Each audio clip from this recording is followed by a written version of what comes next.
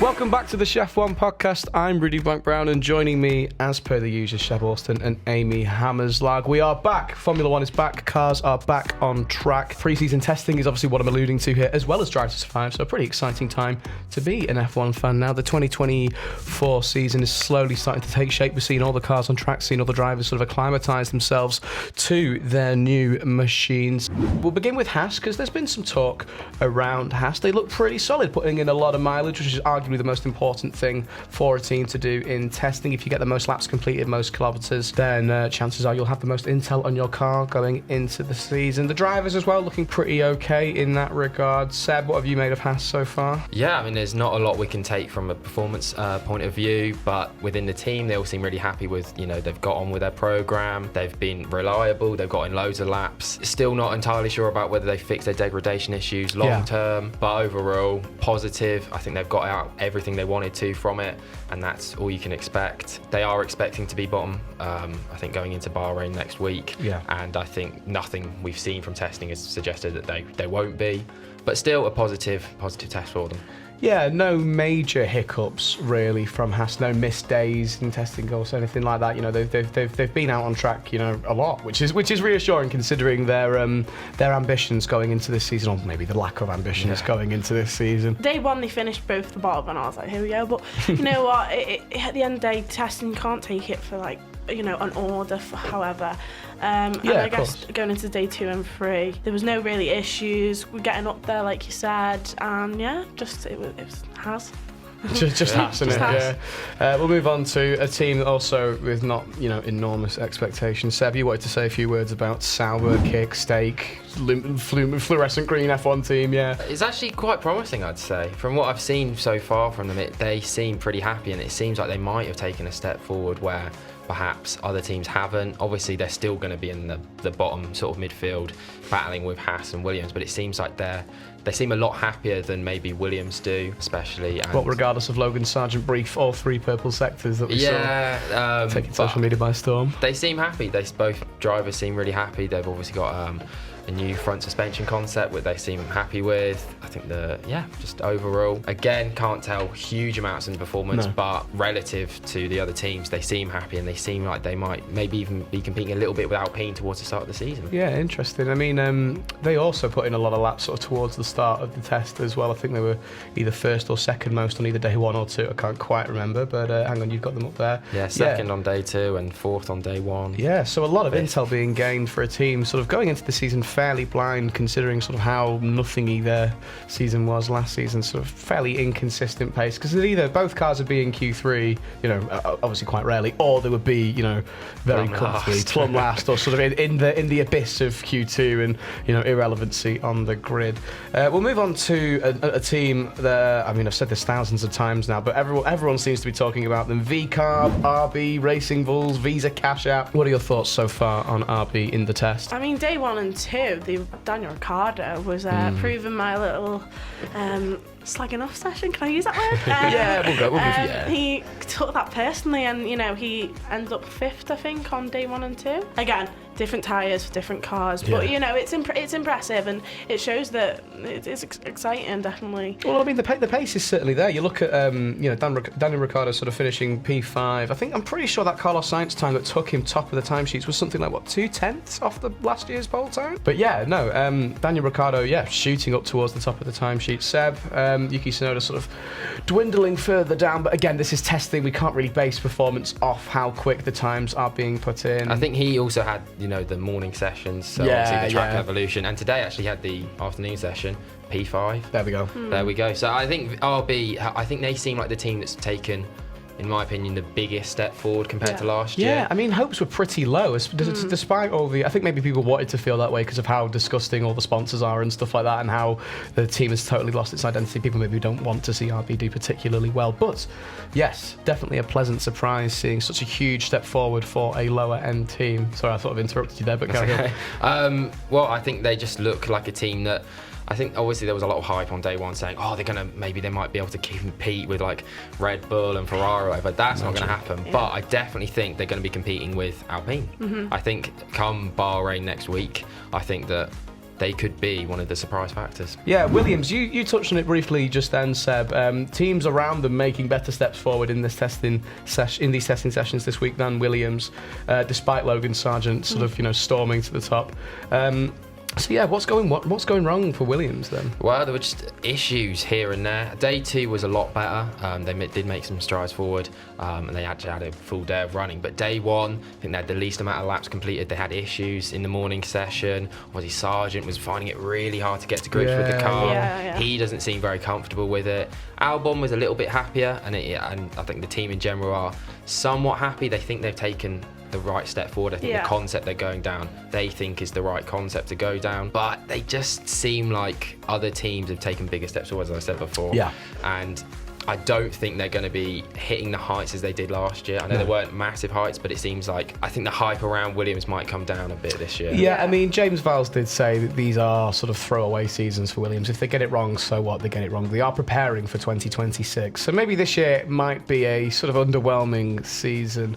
But Amy, we couldn't just sort of say we were expecting it, really, given that interview we gave a few weeks ago. Yeah, exactly. We spoke about it as well. But I don't know. I was hoping for a bit more, I can't lie. Williams is actually, when you look at the difference of the cars, how the width of the nose was the one that stood out to me. I mean, all the cars, in some respect, look a lot wider, in fairness. Yes. I mean, I don't know if there was this particular camera angle from day 1, but all the side pods, I think, the cars are just dead chunky. I don't know what it is, but they've taken that, apart from Red Bull, they've taken sort of that Ferrari approach with the massive side pods to try and improve downforce. But Seb, you put in the notes here on Williams the brand new steering wheel, which to be fair might not mean a lot to some people. I'm gutted to see that whole sort of dashboard go. They were the only team that had the dashboard in the actual in front of it or behind the steering wheel, not connected to the steering wheel. It's a very sort of niche thing, but I'm sad to see that go because there's something retro about it, but it didn't seem particularly aerodynamic, having a big box just sort of in front of the. If you're turning the wheel, the wheel might actually get in the way of the screen. Or I don't know. Exactly. I mean and there is something tin pot about it. You did look at it before when they were stone bottom. Everyone else has their actual screens in the wheel, and you still look at them and you're like, they do look a bit poor. They look a bit just. But that's an interesting observation, that's for sure. We'll move on to Alpine now. Seb, you said they were sort of potential rivals of Kick, Stake, fluorescent green team Sauber, but I mean, I don't really know what to make of it. It's I think another team where it's really, really hard to actually gauge where they are. Their times haven't been competitive, but you can tell they're definitely running a lot higher fuel loads than everyone else. Right. They're really happy within the team. Ocon was happy. I think he was saying well done guys, we've got a great job here. And they said the hints from within the team are that they might be a bit more competitive than people are suggesting at the start of this season.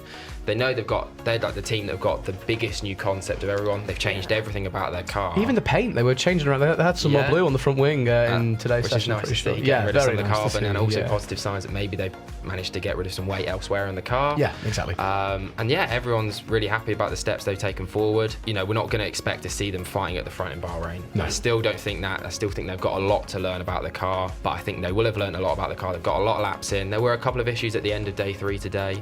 I think one of the front wheel brows just flew off. Great. But that sort of a little one of the things that you do see a lot in testing. But they seem happy.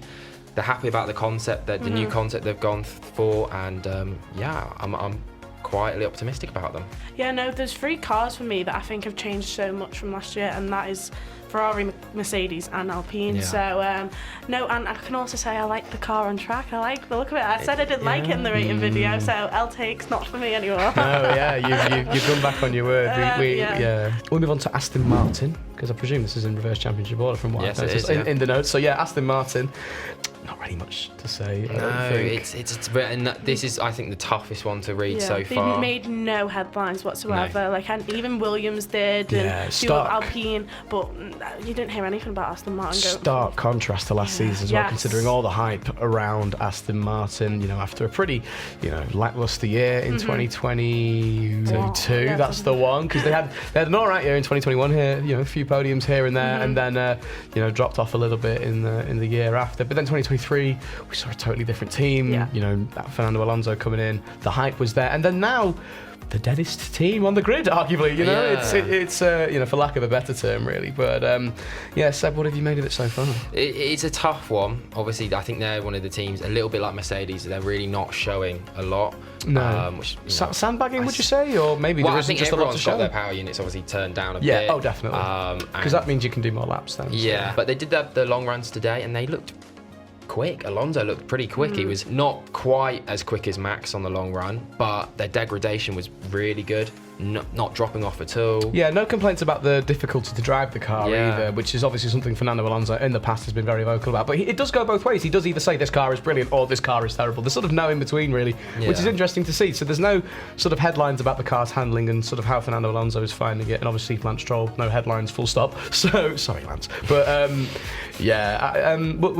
have you got anything to say about Aston Martin, or should we move on? Yeah, we can move on. No, it's just such a big difference, I think, for me with that one, because Aston Martin last year, like we said, they were so excited. We all knew, ready for our predictions about how exciting they were going to be, especially at the start of the year. Yeah. And they loved to show that off straight away in testing. Maybe they want to keep that a bit more hidden this year, and might surprise us next week. But I do doubt it, I can't lie, but I hope they do. I think to speculate now, if we are to move on, one team definitely sandbagging is McLaren. Yes. Yeah, I mean, we all know they are going to go into Bahrain. Okay, maybe not as quick as Aston Martin were out the gates at the start of last year, but McLaren right now aren't showing great signs of pace, but they are definitely hiding something from us, or just hiding a good car fully. It's maybe not just one thing, but I'm sort of waffling a bit there. But yeah, McLaren not making the headlines, not looking very quick either, Amy. I mean, no, I was quite disappointed with it, to be honest. And then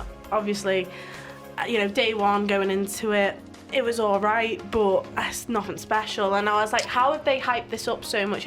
Bringing out the car early, making all these videos, deleting all their Instagram posts. I just thought they were so confident about it. Yeah. But I do still think they're going to be a lot better than what they've been in testing. And I think really they've just ran long programs, found out more about over the long distance of the car rather than that fast speed pace. Exactly. Maybe again I'm speculating here, but they are just trying to gain intel in places other than just pure race pace. I think they could do a similar thing this season as what they did last, obviously starting at a better point. Yeah. I think they will improve that car over the season, which isn't ideal if you want to win championships. You can't just do that every season, have a bad car coming into it and then halfway through the season be the first fastest team on the grid. Yeah. So, but I could see that happening again potentially, but they would already be fighting for podiums and then would go on to be fighting for wins and competing with that Red Bull. I could see that more happening later on in the season. And that puts them in a good position then for 2025 to maybe start the season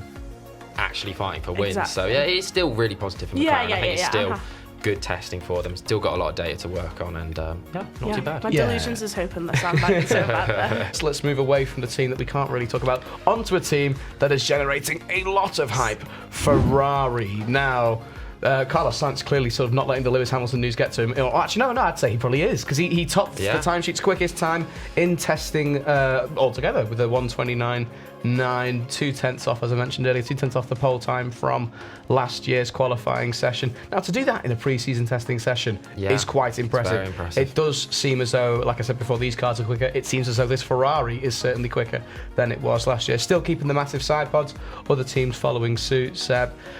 Ferrari, certainly a lot to talk about there. Definitely, I think their long run pace seems to be the most impressive. Obviously, last year they were always in and around there with their one lap pace. With Charles Leclerc behind the wheel, it's hard not to be. Yeah, hard not to be. As well, didn't he? But the long run pace is the most impressive thing from this. And that last year, that was where they needed to improve on. Obviously, Leclerc getting on pole so often, but never really been able to convert it. Seems like he might have more of a chance to do so this year. What was it? I think it was 1.4 seconds quicker than Ferrari's 2023 Bahrain race pace, and that's with the power unit turned down. Crazy. So all these hints that Red Bull are going to be like 1 second quicker, half a second quicker, whatever.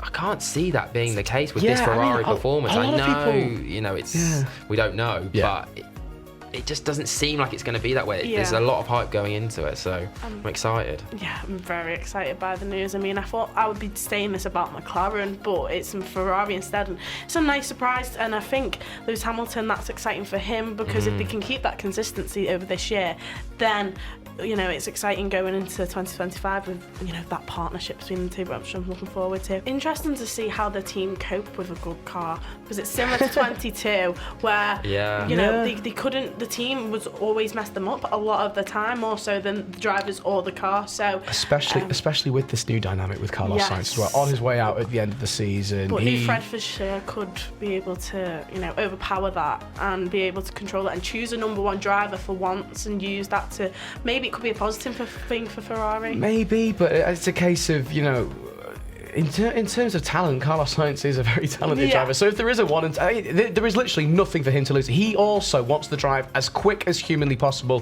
to get on the radar of teams for next season. Not to say that he already isn't, right? But he does need to have an audition for 2025, and that is this season. Mercedes, then, a lot of talk about the aforementioned front wing change. Seb, sort of delve into that a little bit more for us, please. Yeah, I mean, I can't say too much about it technically. No. I'm not going to say I'm... It looks quite retro, if that makes sense. Yeah, it I know looks what you mean. It like does, a sort of late noughties type front wing, which is nice to see. It does look nice. But overall, it did seem like a very positive test for Mercedes. Yeah, definitely. I think both Hamilton and Russell seemed pretty comfortable with the car. Certainly better than last year. Yeah, they seem happy with it. They seem happy with the idea they're going down. As I said before when I was mentioning about Alpine, they are the team that's changed the second most Mercedes are from their package last year, but they seem really happy. Their long run pace today with Russell was very competitive. Yeah. Looked really good. George Russell was on it. It's all positive signs for Mercedes at the moment. I still don't think they're going to be competing with the likes of Ferrari or Red Bull, but I think they might be able to compete with McLaren, I think, going into Bahrain next week. And I also think that they've now got a more stable package to actually work on, and hopefully throughout the season can actually work on it and get better. They seem happy, and they've spoke with drivers about it, but I think George Russell's definitely coped better with the car, because it's weird because Lewis has brought the ideas to the team. He's been vocal about it last season, how they were finally taken on, and then obviously he left, and I thought the car's just going to be awful. So that is a nice surprise to see that he's going to have a nice last season potentially. However, like it says in the notes here, he had to fight with the car, and George definitely coped better, I thought. Yeah. But maybe that's just the new concept. I did see something funny on Twitter. He was in the garage sort of taking photos of the car at all angles, and he was like, I'm going to send this to Fred, what not to do with an F1 car. Which is, it's interesting considering, like you say, it was a lot of his ideas brought to the team for this new car. But we'll move away from Mercedes finally on to Red Bull now. I brought this up sort of in last week's episode with my croaky voice, and thankfully that has disappeared now. But if you could make out what I was saying, the Red Bull looked extremely scary in terms of the win patterns, if that makes sense. How they looked on track when we first saw the car, before they even released the livery. I say the livery, before they showed us the exact same car again. They were running some laps in wet conditions, and in terms of aerodynamics, that Red Bull looks scary, especially, interestingly enough, with the lack of side pods, something that went terribly for Mercedes. Seb, talk to us more about Red Bull. Well, they do still have side pods. But it's not quite as drastic as the Mercedes not as one. Drastic, but it's sort of inverted as well. It's sort of on the bottom, isn't it? Yeah, it's like there's like the insets to them sort of thing. But there also are the rumours that they will be gone. But I think, is it Japan? Am I getting that right? That sounds weird because Japan's usually at the end of the season, but it's in April now, isn't it? So But it wasn't a perfect testing for them. There were issues here and there, but they do look. I think they look the best team. I think you have to look shock at horror. Max Verstappen looks incredible. Especially Verstappen. I think that's something to take from it. The one thing we can take from Red Bull is the comparison between Max and Sergio. Like Sergio on, was it day 2? I think it was. He looked just didn't look at one with the car. No. Max looked so comfortable. Obviously, he topped the timings. Just didn't seem to really be having any issues. And then Perez gets in. All of a sudden, it's not looking quite as good for Red Bull. Surprise, surprise. Well, it's probably a car built around Max's strengths as well. Exactly. And I think that, obviously that sharp front nose sort of thing that people go on about. But it is worrying signs for Checo. And could he be replaced again as early as end of season? But day 3 just shows how well Max did. Coming fourth, 3 drivers in front of him were all on softs. Charles Leclerc, I'd love to take that. I don't want to take that away from him. Top of day 3. However, Max Verstappen was on mediums, so I think he was on the C3. Yeah. He was the quickest on the C3. Everyone else was C5, so it just showed. And he's fourth, and there's drivers below him who were on C3, and he's still topping them. So it just shows not to get too excited. I'm going to give you guys what I think after these testing the rankings are. Yeah, interesting. I am reading them here. I want you to say if you agree or disagree. So okay, interesting. After testing, I've gone, and this is for Bahrain, so not throughout the season. Obviously, my season predictions will do next week. Yeah. So 10th, I've gone for Haas. I think they're going to be slowest in Bahrain. So this is performance levels for each team, how quick each car. Yeah, this is for Bahrain off the just for going into Okay, next cool. weekend. Gotcha. I've gone Haas 10th. Oh, yeah. Williams 9th. Okay. So a little bit, going backwards a bit there. I mean, it is a track that plays to Williams' strengths, although obviously we're not really seeing that much in testing. They have put in some shifts, particularly last year. Logan Sargeant almost finishing the points in his first race, and he drove really, really well. Obviously, high speed, lots of straights, always suits the Williams car, especially with that straight line speed that they seem to have had for a million years now. So maybe for Bahrain specifically, I might have Williams maybe one step higher, but carry on. 8th, I've gone for Sauber. I'm excited by Sauber, I can't Me too. lie. I could potentially move them above Alpine. Above Alpine. Alpine is the real unknown one for me. Yeah. They could, you never know, spring a surprise, be competing top 5, whatever. But I've gone for 7th. I think that's just a comfortable, reserved prediction for them. It would be. It seems weird, as though, because that suggests that neither of them are going to finish in the points, which I think maybe one of them could. Yeah, maybe. And obviously all the gremlins sort of crop up at the start of every season, so we'll see maybe 3 retirements out of mechanical. Yeah, it's just there's so many other teams that you're confident though. That I'm definitely confident that they're going to be better. Everyone else sort of sandbagging in Alpine looked really good, but maybe because they're just not sandbagging, so who knows? 6th, I've gone for RB. I think they'll make it. That is quite the jump. Yeah. Someone told me that last week. I probably would have been laughed at them, but they have an impressive testing. I think that obviously there were reservations about RB because it was like, they have this whole new concept that they're going for because of getting in all the new parts from Red Bull and things like that, and it wasn't what they were working towards last year, and they were expecting to maybe kick on later in the season and take time, but it seems like they've hit the ground a little bit running. I know it's a bit early to say that. No. That's what this video's for. I think they'll be sick. There's been a lot of criticism with the sponsors. However, you've got to remember that brings in money, and money helps. And they've just, cash is cash, and they're just playing the game. Cash is king, man. Cash is king. Visa Cash App is king. There we go. But as well with RB, Daniel Ricciardo does look pretty good. He does. To be fair, he looks finely tuned. What was that face for? No, I want him to do well. I just think I'd look like a mug come next season. You've not made predictions yet. Exactly. There's always time to change. No, but I'd be so contradicting on my 2025 lineup. Yuki Tsunoda will be gone from the sport, and Daniel Ricciardo will be beating Max Verstappen come next year. If you want the context of this, by the way, check out our driver transfer predictions for 2025. Amy thinking Daniel Ricciardo is just sort of going to washed. Love you, Daniel. Though, love you. I mean, I do remember saying, I think I said those exact words before he returned properly to AlphaTauri. So maybe I'm sort of being a bit of a hypocrite here, but for 4th and 5th, I've gone for Mercedes / Aston Martin. If I have to make a prediction, I'm going to go Mercedes 4th, Aston Martin 5th. Yeah, you've got to put Mercedes above Aston for me. But I think it would be 5th. It'd be tough, 4th. Yeah. And then 3rd, I've gone for McLaren. Okay. 2nd, Ferrari, and 1st, Red Bull. I think the top seems a little bit more easy to predict. Yeah, it's definitely. the midfield and lower midfield that seem a bit more. Well, I think we can agree that 1st is Red Bull, 10th is Haas. I would like to argue that going into Bahrain, I think Ferrari are going to be fastest. Like I said, I think they're going to win it. I just think this feels so reminiscent of 2022. Okay. That 1-2. And there's so much excitement around the team. Fred Fisher's second season, he's experienced, he knows them. I'm just excited for them, and I think it could be another 1-2. But then, are you saying that form will translate into sort of the rest of the races this season? I mean, obviously, we're just predicting this for Bahrain. This is just for Bahrain.